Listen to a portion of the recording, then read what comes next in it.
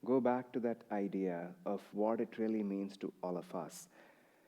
The scriptures, often Rama, who's also a great avatar of the same divinity, again, the whole story of Ramayana and all of that we have perhaps heard. Some of you may have heard, some of you may not have. The scriptures call him Maryada Purushottama. Purushottama means the perfection of being a man. That's really what it means. So it is an epithet reserved for avatars that descend onto the human plane. So Rama and Krishna were both representative of that perfection. And Rama was often called Maryada Purushottama, which is that perfection which manifested as dignity and nobility. He was so dignified. Everybody saw him as divine, but he actually never played.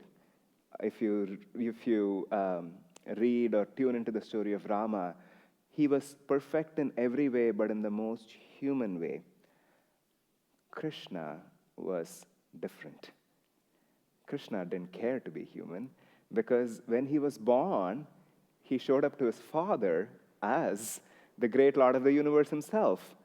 He was not afraid of revealing himself, and that was the purpose of his life. And he is often called Leela Purushottama, which is that perfection in human form that plays with us.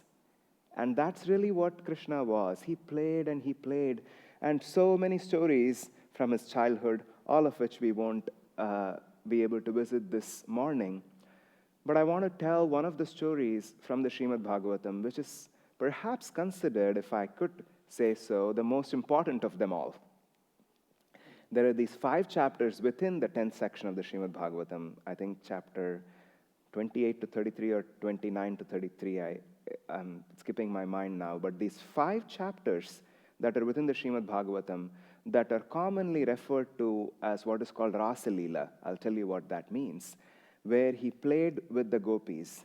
And that is considered the life breath of Krishna himself. The 10th chapter, as we saw of the Srimad Bhagavatam, the entire story of Krishna's life was the heart of the scripture. And within that heart, there was this life breath that was animating it. And those are these 5 chapters of how he played with the gopis. And even before I start the story,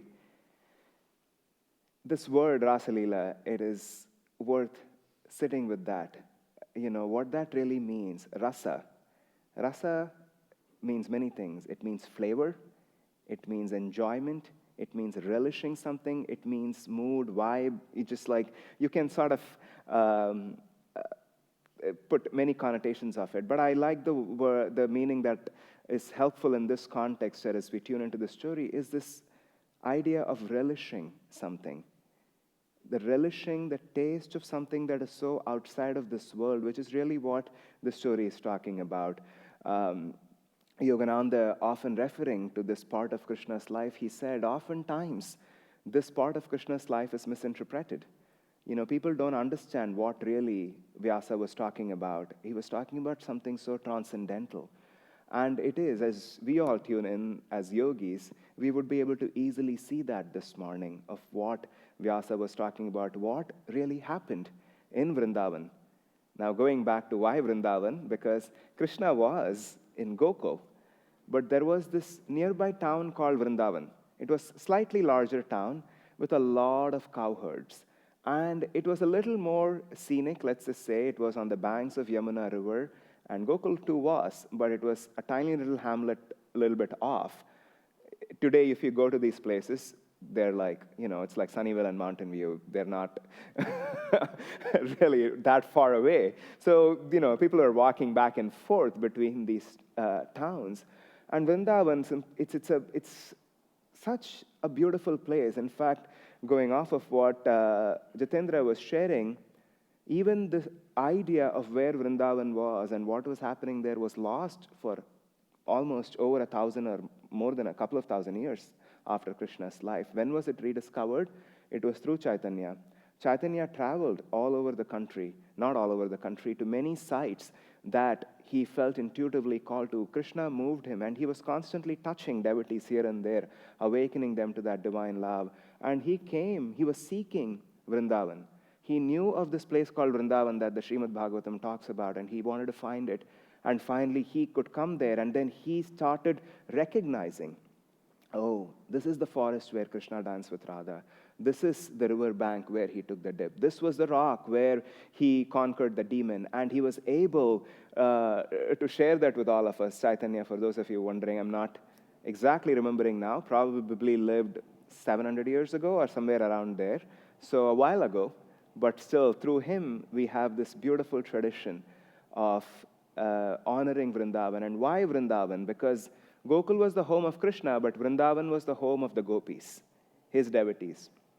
And as I was saying, Rasa Leela is this play of relishing the divine nectar, of how the gopis all were able to drink in this divine love and be completely transported into a plane that was beyond this material world. And that is the story of Rasa Leela. It is a story of all our lives in a certain way, where we wish to be, we are constantly being called to that place of pure absorption, of being entranced in the divine, that everything else fades away.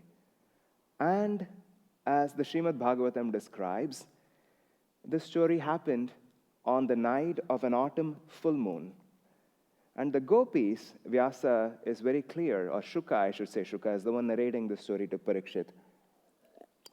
He qualifies all of these stories by saying, do not mistake that these gopis, these women in Vrindavan, were somehow just cowherds, or, they were just these village women trying to raise cows or churn butter or anything like that. They were all reincarnated yogis of gods and saints who were yearning for this particular experience. Beyond the meditation in the caves, beyond studying the scriptures, or, being secluded in the Himalayas, they wanted to play with the Lord. They wanted to experience this kind of rapture of absorption in that love for Krishna. And that's what Krishna gave them. And so, on this autumn full moon, towards the evening, the women in the village, as the sun is going down, they're all about their business. They're doing all of their chores. Most of them are married with households of their own.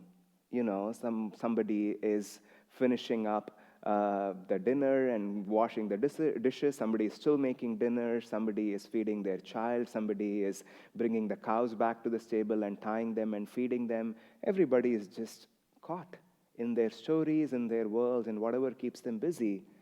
And then they start hearing this faint sound of Krishna playing his flute. Again, I'm not going to keep highlighting the allegorical aspects of this story, but oftentimes these sounds, we are not talking about the sound of an actual flute, which it very well might be, but also on a deeper level, what Vyasa is talking about, the inner calling, the sounds that emanate from our own astral spine. So they start hearing this call, and as Shuka describes this to Parikshit, they cannot help. They cannot help but drop anything that they're doing. The milk that is on the stove is overflowing because her attention is not on the food.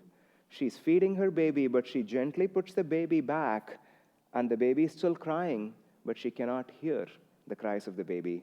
Everybody is demanding her attention, but somehow her mind is somewhere else. She cannot pay attention to them because she is caught, she's enraptured, she's raptured in that sound and so deeply engrossed that nothing else makes sense, has any meaning for her. This is not one lady. This is many, many, many of them. Shuka doesn't give a number, and perhaps intentionally so, because who's he talking about? He's talking about all of us. He's talking about the millions and millions that are all lost in the world, that we are all trying to find our way back to Krishna, to God consciousness. And all of them now drop what they're doing, and they simply start walking out of their homes. People stop them and question them. Where are you going? How can you leave your baby like that? Don't you have to finish cleaning the kitchen? The cow is still crying. It may leave the stable. You haven't tied the cow. How could you do this?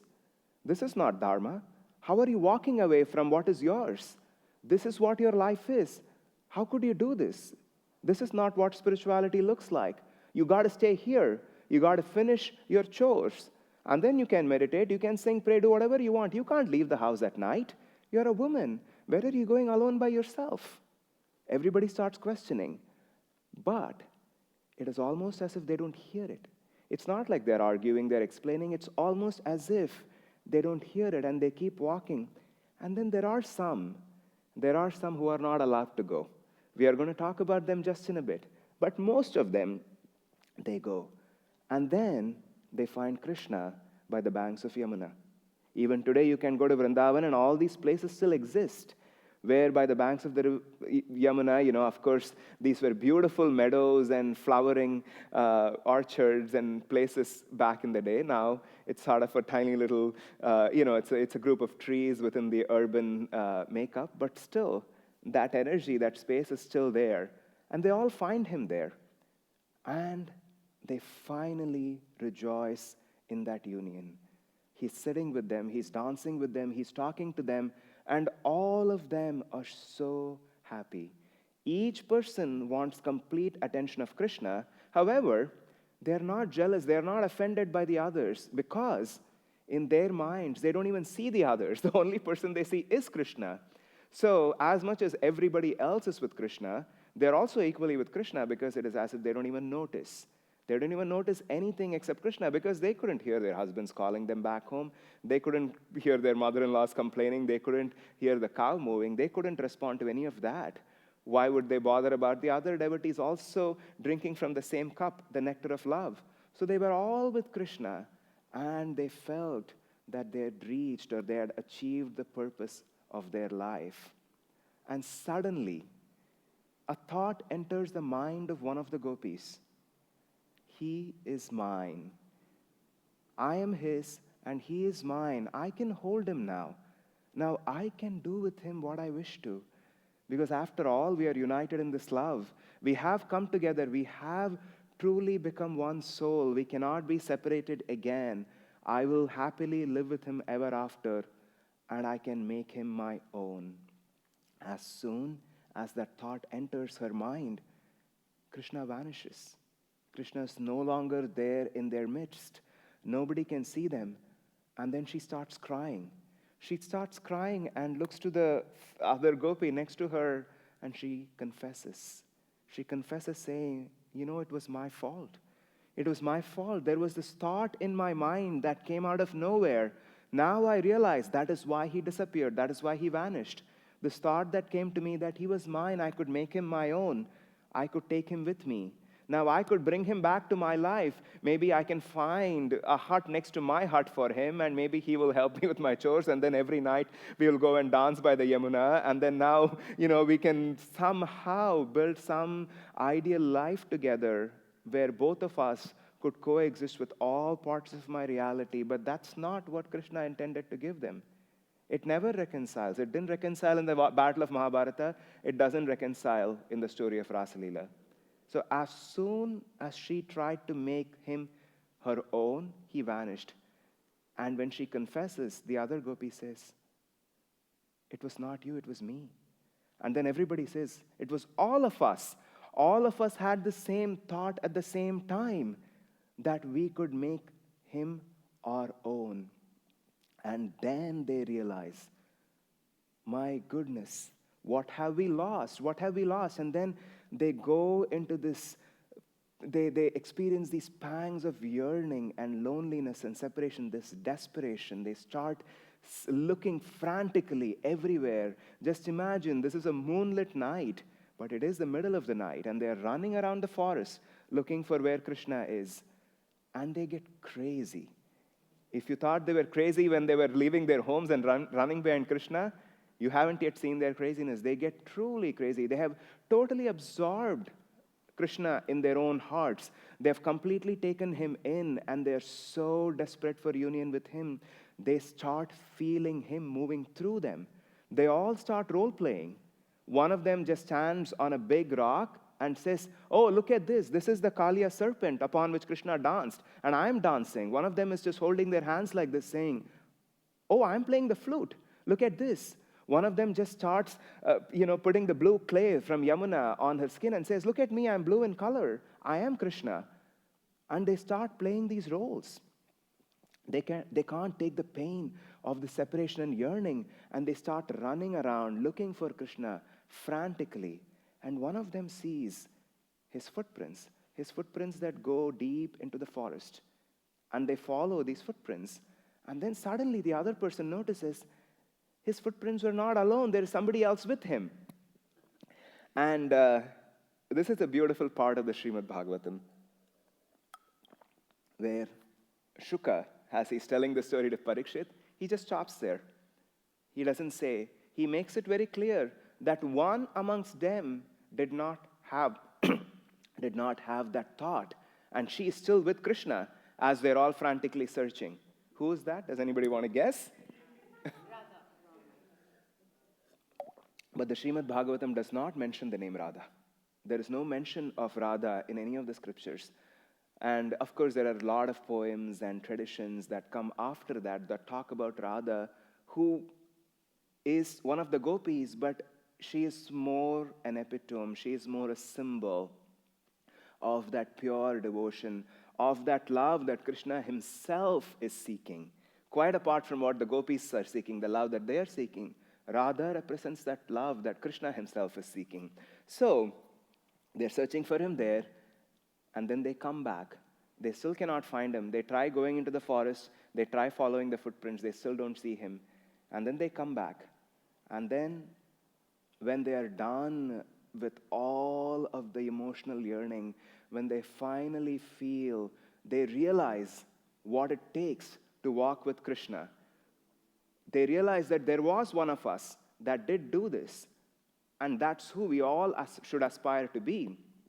And then they come back and they start shifting. They realize that we can truly have that absolute unconditional devotion for Krishna that has no thought of self. And as soon as they feel it, they see it, guess who shows up? Krishna. And Krishna tests them in many ways. Krishna asks them, why are you here? Isn't your job to be with your husband right now? Why are you here? Isn't it your job to take care of the cows? Don't you have to clean the kitchen? Don't you have to feed your babies? Don't you have to put them to bed? And they all say, they don't say it's not my job. They say, which husband? Which cow? What are you talking about? I don't know. It's you and me. That's all exists in this universe. It's God and I. That's it. Everything else looks like it's happening, but nothing is really happening.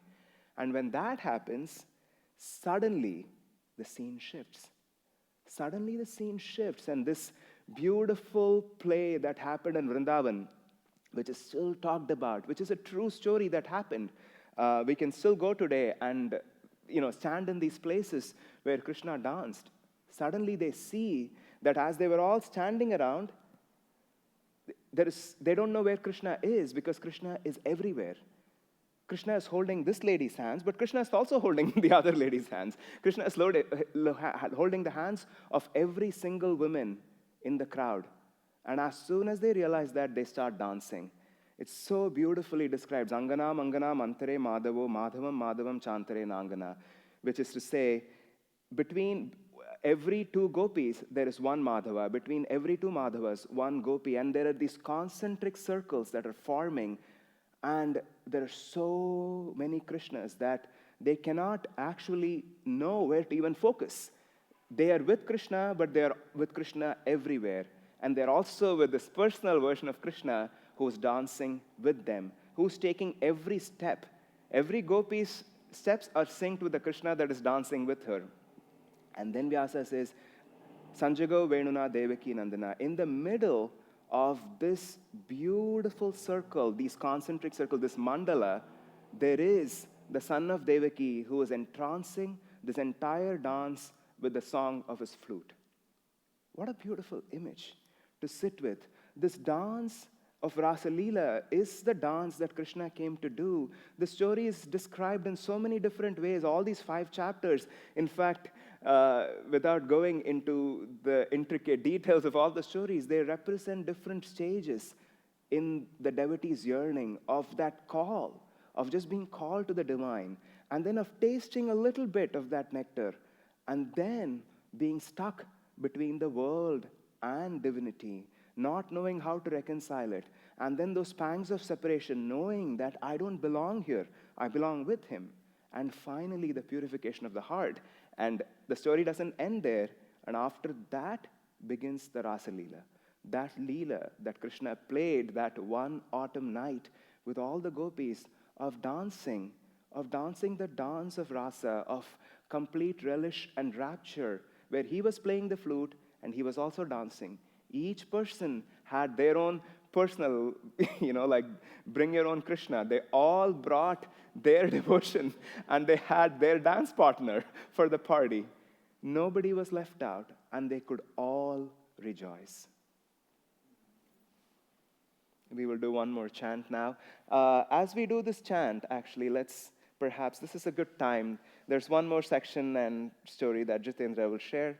But before that, as we tune into this chant, I invite all of you, perhaps to come up to the altar now. I'm going to put these bouquet of flowers, and maybe each one of us, as we sing and dance and chant to Krishna, you can pick the blossom. You don't take the whole flower. Pick a blossom, and then you can offer it to Krishna. We can all create a beautiful mandala, or you can put it on top of him, however you wish to adorn, but not just an offering of flower that, just where you find space, but some kind of be moved by your own devotion. Feel like you're adorning Krishna with all of your love. And each flower is from each one of the gopis that are here in this room. As we sing and as we come up, leave the flowers here. You can come one by one, or 2, 3, 4, however you wish, because we won't actually. Let's not do one by one. I don't know why I said that. But let's all come. You can even take the flowers and hold it. I'll perhaps put the flowers here, so more people can just keep taking a blossom each. And then as you come, feel free to walk in any direction and place it on Krishna as you wish.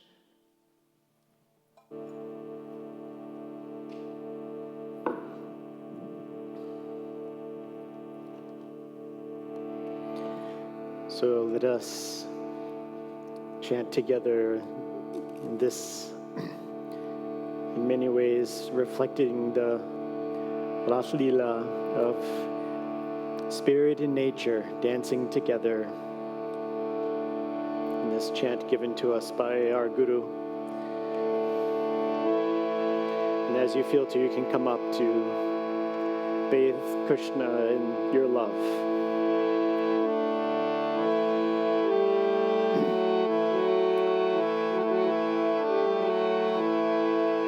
Radhe, Radhe, Radhe, Govinda Jai, Radhe, Radhe, Radhe, Govinda Jai, Radhe, Radhe, Radhe, Govinda Jai, Radhe, Radhe. Spirit and nature dancing together, spirit and nature dancing together. Victory to spirit and victory to nature. Victory to spirit and victory to nature. Radhe, Radhe, Radhe, Govinda Jai, Radhe, Radhe, Radhe, Govinda Jai, Radhe, Radhe, Radhe, Govinda Jai, Radhe, Radhe. Spirit and nature dancing together. Spirit and nature dancing together. Victory to spirit and victory to nature. Victory to spirit and victory to nature. Radhe, Radhe, Radhe, Govinda Jai, Radhe, Radhe. Radhe, Radhe, Radhe, Govinda Jai, Radhe, Radhe. Spirit and nature dancing together. Spirit and nature dancing together. Victory to spirit and victory to nature. Victory to spirit and victory to nature. Radhe, Radhe, Radhe, Govinda Jai, Radhe, Radhe, Radhe, Govinda Jai, Radhe,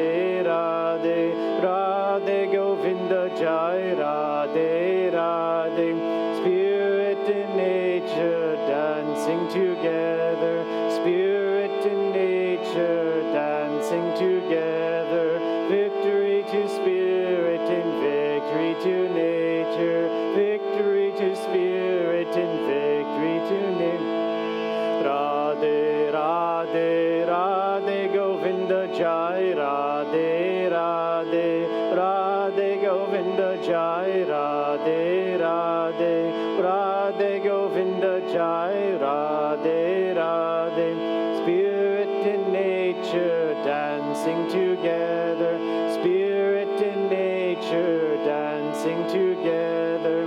Victory to spirit and victory to nature. Radhe Radhe Radhe Govinda Jai Radhe Radhe Radhe Govinda Jai Radhe Radhe. Spirit and nature dancing together, spirit and nature dancing together. Victory to spirit and victory to nature. Victory to spirit and victory. Radhe Radhe Radhe Govinda Jai Radhe Radhe Radhe Govinda Jai Radhe Radhe Radhe Govinda Jai Radhe Radhe. Spirit and nature dancing together, spirit and nature dancing together. Victory to spirit and victory to nature.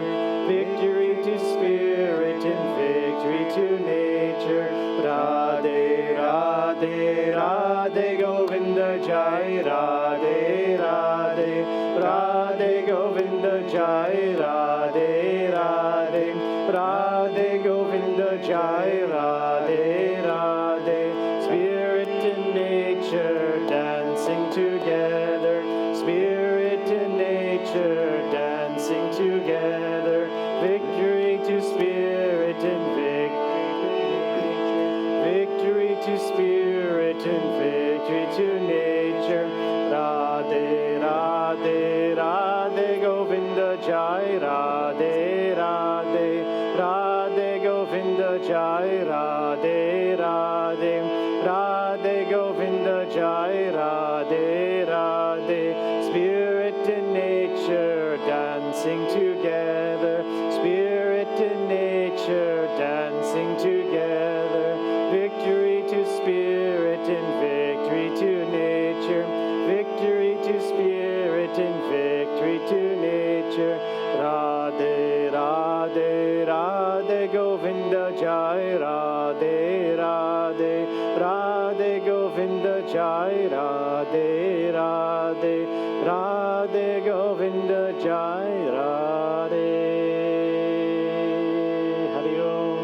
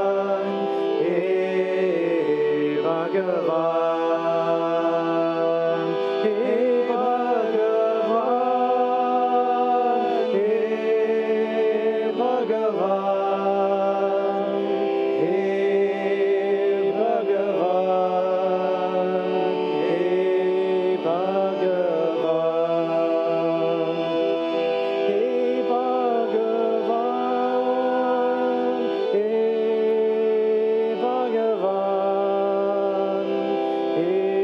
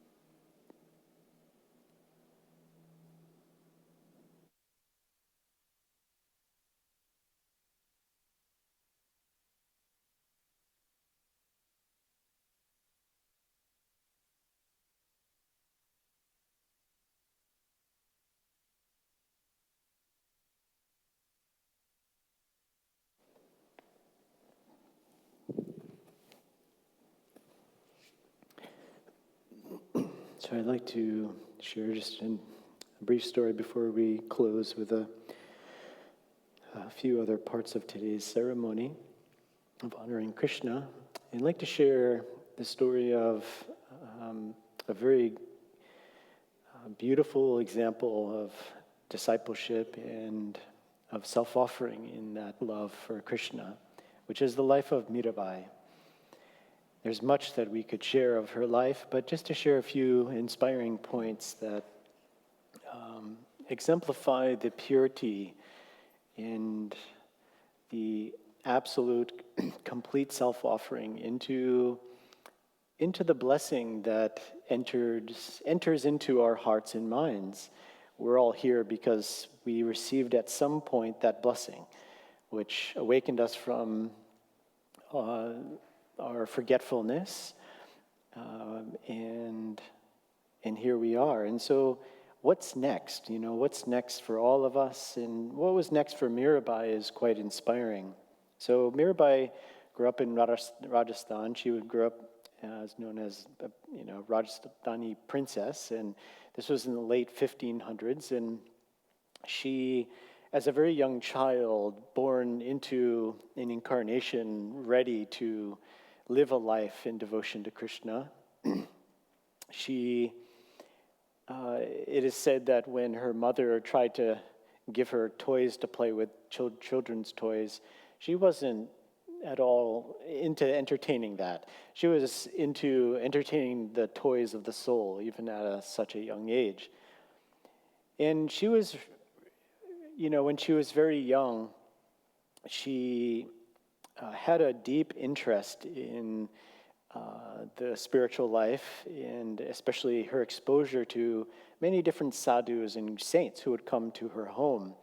She drew a lot of interest from these sadhus and teachers because of the authenticity and readiness to receive the teachings and blessings. And so one such story, a saint who came from Vrindavan, he came to the family and he brought a murti of Krishna into her home. And she was, I think, around 4 years old at the time. And her first glance of this Krishna, she was already such enamored in love with Krishna that she fainted. And over some time, where this saintly soul spent time with the family, she did puja and she would chant and dance to Krishna for some time. And she became very attached to this murti of Krishna. And so she knew that the day would come that this saintly man would have to leave and go back to Vrindavan. So she thought, I want that Krishna. I want that Krishna. That seems to be a natural thing for a 4-year-old. I want that, But she didn't want the squishy toy or the candy. She wanted Krishna. And so as the day drew near to the sadhu, the saintly man, to leave to head back to Vrindavan, he asked Mirabai, I want to give something to you. I want to offer prashad to you before I leave. What can I give you? Now, of course, that big smile on Mirabai's face. Now, asking one's Ishta Devata, asking for one's, place of worship, and so that's a big ask. But she, of course, she said, I want Krishna. And, of course, this saintly man knew that this Krishna belonged to Mirabai. So at such a young age, she at that point, things began to intensify, her love and her obsession of being with Krishna, as Saiganesh's story of just that place where nothing else exists. And this is the story of Mirabai. Each day she would bathe and clothe and dance and chant and do puja to Krishna. And when she was still yet at a young age, exemplifying this deep love, she was in her family home and there was a procession of the bride and groom that was passing by the house. And so Mirabai just, very innocently asked her mother, who will be my bridegroom? Now, jokingly and, being more playful, her mother said, pointing to Krishna, because, of course, seeing Mirabai's life and how much she was in love with Krishna, the mother was, of course, honoring that, but also joking, saying, well, of course, Krishna will be your bridegroom. And so fast forward to when she was a little bit older, where it became time where it was time for her to get married. And she was, her father did give her away, and she was indeed married. But just before that marriage took place, as that process was unfolding, Mirabai asked a very good question as things are starting to progress, of saying, hey, we're going to marry you. And she said, well, can you have 2 husbands? And her parents said, where is this coming from, And they asked her, so who's your second husband? And Mirabai said, remember when I was young? And you said that Krishna was my bridegroom? At that moment, he became my husband. And so fast forwarding a little bit, she was married to into a family which primarily worshipped, their deity was to worship Durga. But of course, Mirabai's heart was always at the feet of Krishna. And so that caused a little bit of conflict. So she would go off and she would spend time with the sadhus. She was, of course, also serving at that point of her chanting and singing would just bring people into a deep state of consciousness. And so she was causing some trouble in the family. And so it got to the point, of course, where her husband's sisters started to talk. You know, your wife is going off and spending time with other men, and just causing lots of trouble. And so what happened was it got to the point, of course, where her husband grew really concerned, and the family really started to treat her quite badly. To the point where it escalated, where word started getting around of this great saintly soul of Mirabai. And so there was a king in a far-off place who wanted to meet Mirabai and heard her singing, and so wanted to be with her and brought her a very expensive jewels, this necklace. And so he came in honoring, of course, the soul of Mirabai, gave her this beautiful necklace filled with jewels. And so you can imagine what the family felt about that. You know, hey, do you know your wife is, receiving these gifts? Because they were bringing it down, of course, to the human level. But Mirabai, the soul, is so great. So this really started to escalate trouble in the family, to the point where, of course, her husband told her to throw herself in the river and to kill herself. And so I wanted to read these words, which are so beautiful, these words that were spoken from Krishna to Mirabai. If I can find it here. Yes, so she was also, when she was married, she honored this role that she was asked to play. She served her husband. She was a faithful and very honored partner for her husband. So after she, of course, indeed honored this request, and of course, as she did throw herself in the river, she was singing Krishna's name. So after she, of course, fainted, a few minutes after that, she opened her eyes and she was alive. And she saw Krishna in form. And Krishna smiled and spoke these words, "My dear Mira, your life with this mortal husband is now over. You are absolutely free. Be cheerful. You are mine. Immediately proceed to the bowers of Varaja in the avenues of Vrindavan. Seek me there, my child. Be quick." He then disappeared. And so what then followed from this experience, from the family's anger toward Mirabai, they tried to kill her.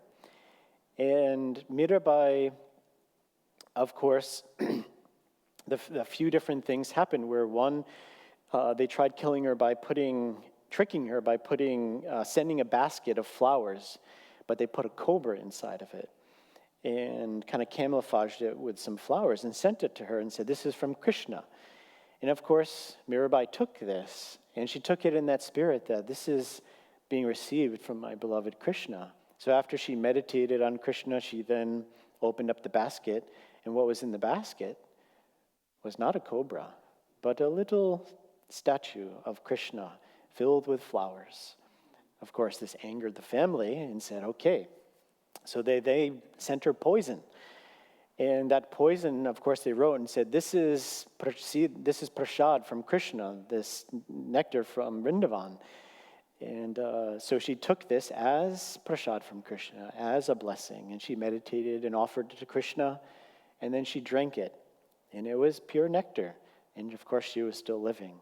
And they tried to send her a bed of nails and said, it's a bed of roses. And so same thing. She then laid on the bed and there was no nails. There was roses. In this example of that faith and devotion in the Guru, in Krishna, is something that perhaps, hopefully, no one's sending you baskets with cobras in them or poison.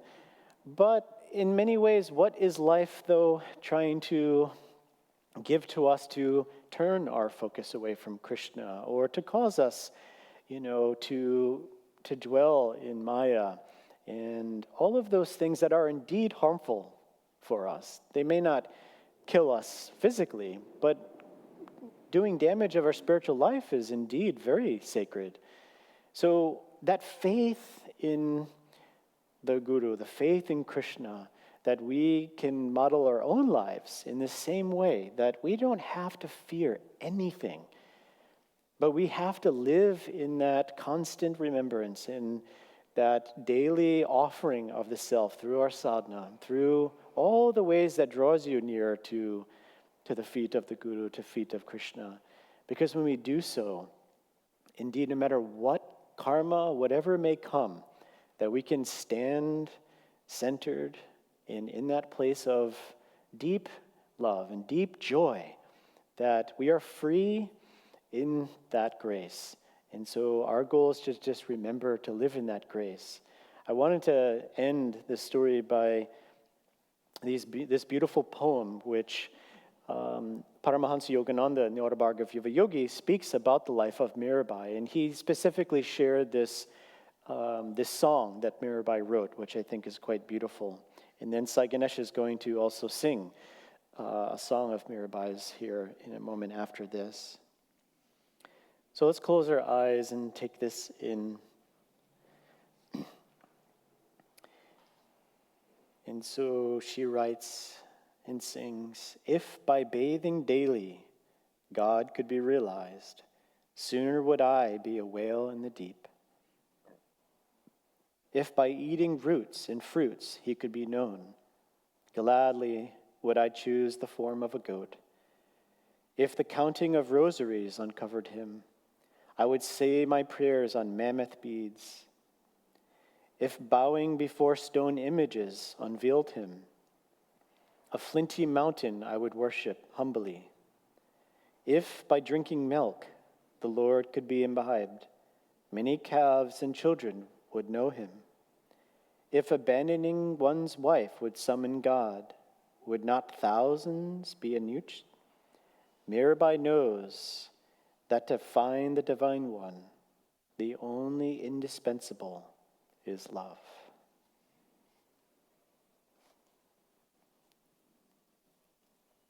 Now tune into this song written by Mirabai, calling Krishna her own.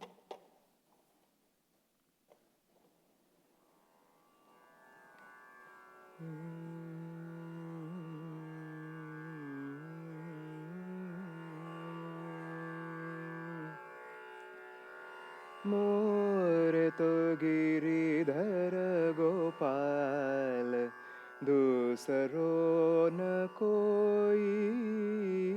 मोर तो गिरिधर गोपाल, दूसरो न कोई।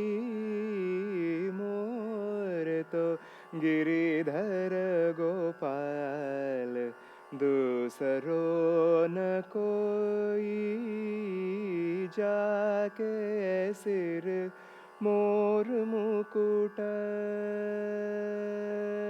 जाके सिर मोर मुकुट, मेरो पति सोई। प्रभु जाके सिर मोर मुकुट, मेरो पति सोई। प्रभु शंख चक्र गदा पदुम कंठमाल होई। मोर तो गिरिधर गोपाल, दूसरो न कोई। मोर तो गिरिधर गोपाल, दूसरो न कोई, तात मात बंधु ब्रात, आपना न कोई प्रभु, तात मात बंधु ब्रात, आपना न कोई प्रभु, चांड दई कुल की कहानी क्या करेगा कोई, मोर तो गिरिधर गोपाल, दूसरो न को सुवन जल सिंच, प्रभु वसुवना जल सिंच, प्रभु वसुवना जल सिंच, प्रभु वसुवना जल सिंच, प्रभु वसुवना जल सिंच, प्रभु असुवना जल सिंच सिंच, प्रेम बेल बोई दासी मीरा, प्रभु लगन लगी मीरा, प्रभु लगन लगी हो निहो, सो होई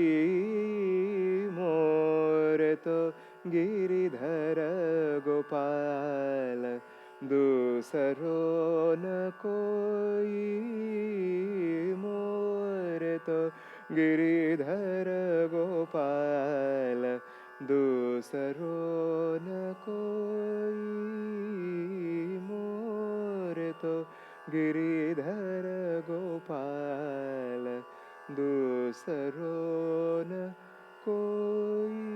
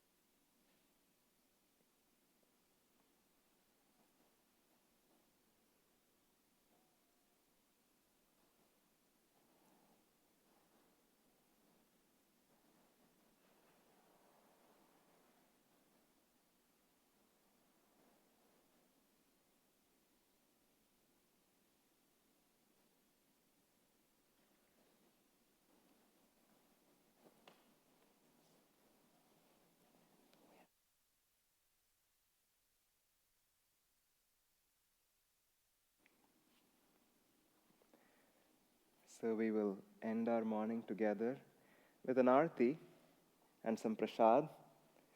Just like there was one gopi for one Krishna for each gopi, this morning we all get one candle ourselves so we can do our individual Aartis. So I'm going to pass this along, and first I'll light it, and then I have a lighter, or you can light it from the candles themselves.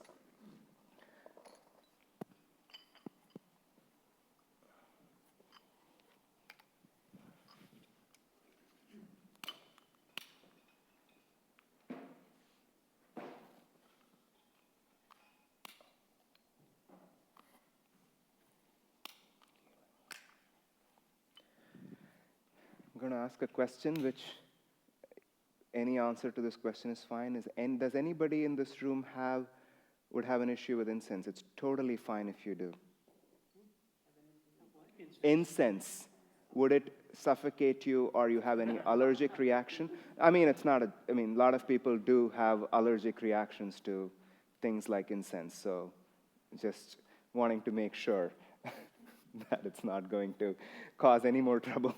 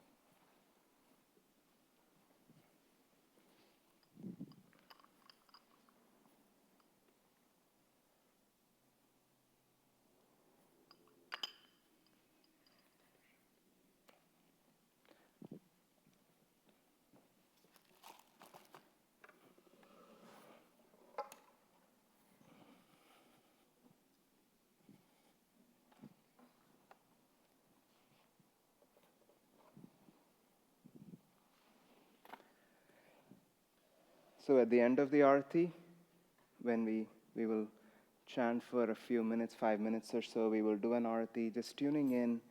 Nobody else exists here except you and Krishna, so all offerings go to him. So at the end of it, we invite you to come to the altar if you would like, and just place your lamp also here at the altar. Jitendra and I will offer you a blessing, and then please also take some prashad with you as sacred blessed food offering, and that is part of this beautiful celebration this morning.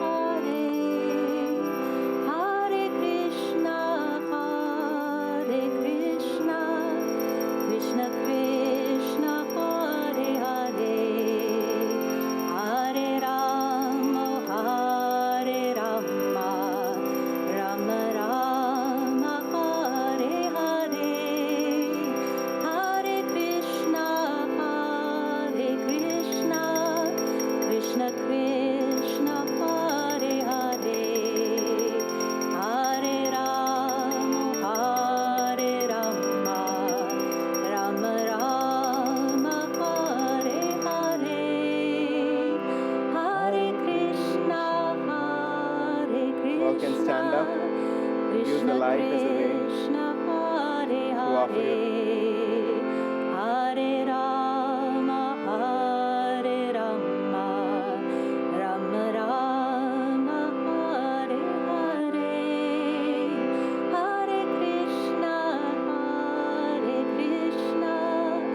Krishna Krishna Hare Hare, Hare Rama Hare Rama, Rama Rama Hare Hare, Hare Krishna Krishna Krishna Hare Hare, Hare Rama Hare Rama, Rama Rama Hare Hare, Hare Krishna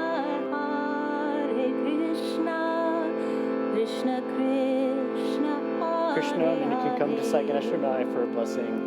We'll ask Krishna to bless you. Hare Rama, Rama Rama, Hare Hare, Hare Krishna, Krishna Krishna, Hare Hare, Hare Rama, Rama Rama, Hare Hare, Hare Krishna, Krishna Krishna, Hare Hare, Hare Rama, Rama Rama, Hare Hare, Hare Krishna, Krishna Krishna, Hare Hare, Hare Rama,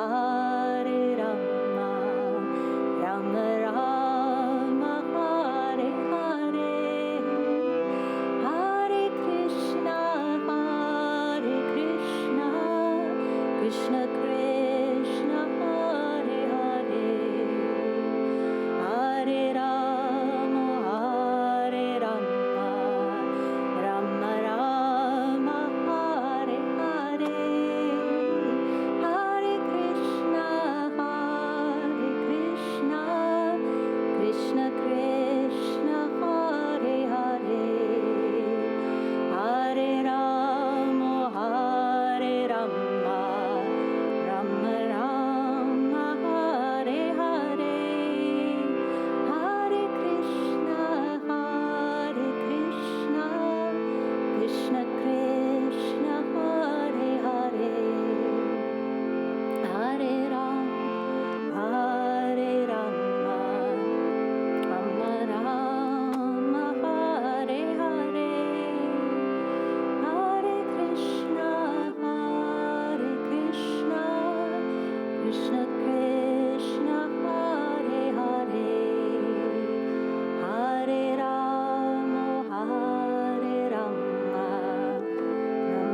Rama Rama, Hare Hare, Hare Krishna, Krishna Krishna, Hare Hare, Hare Rama, Rama Rama, Hare Hare, Hare Krishna, Krishna Krishna, Hare Hare, Hare Rama, Rama Rama, Hare Hare, Hare Krishna, Krishna Krishna, Hare Hare, Hare Rama, Rama Rama, Hare Hare, Hare Krishna, Krishna Krishna, Hare Hare, Hare Rama, Rama Rama, Hare Hare, Hare Krishna, Krishna Krishna, Hare Hare, Hare Rama, Rama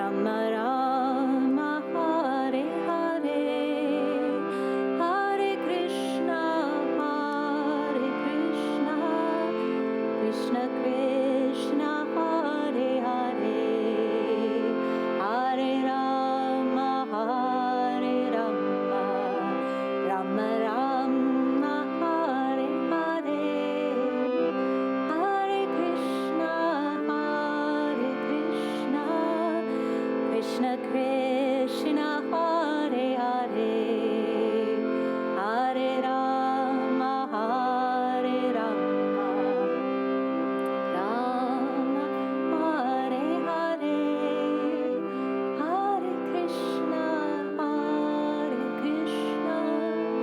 Krishna Krishna Hare Hare Hare Rama Hare Rama Rama Rama Hare Hare Hare Krishna Krishna Krishna Hare Hare Hare Rama Hare Rama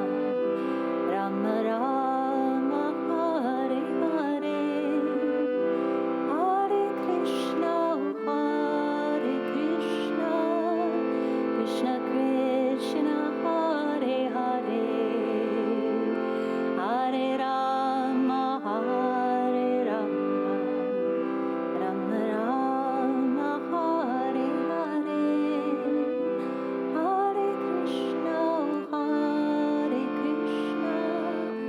Krishna Krishna Hare Hare Hare Rama Hare Rama Rama Rama Hare Hare Hare Krishna Krishna Krishna Hare Hare Hare Rama Hare Rama Rama Rama Hare Hare Rama Rama Hare Hare Om.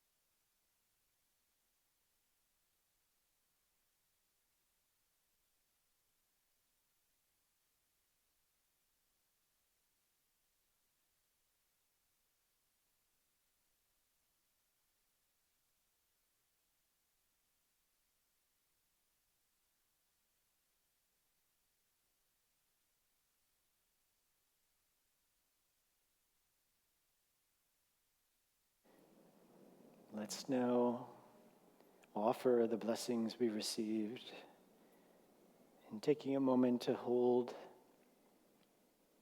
inwardly anyone that you know that is in need of healing. Visualize them in this blue light, this healing light of Christ, of Krishna, of the Masters.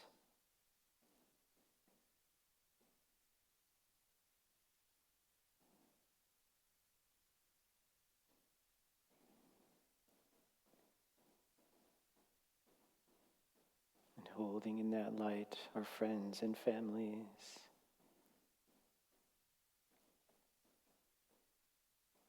And special prayers to all those who may be suffering at this time in the world. That wherever there is darkness, that the light of Krishna, the light of the Masters may prevail. Let's rub our palms together and asking the presence of Krishna to flow through us, blessing all the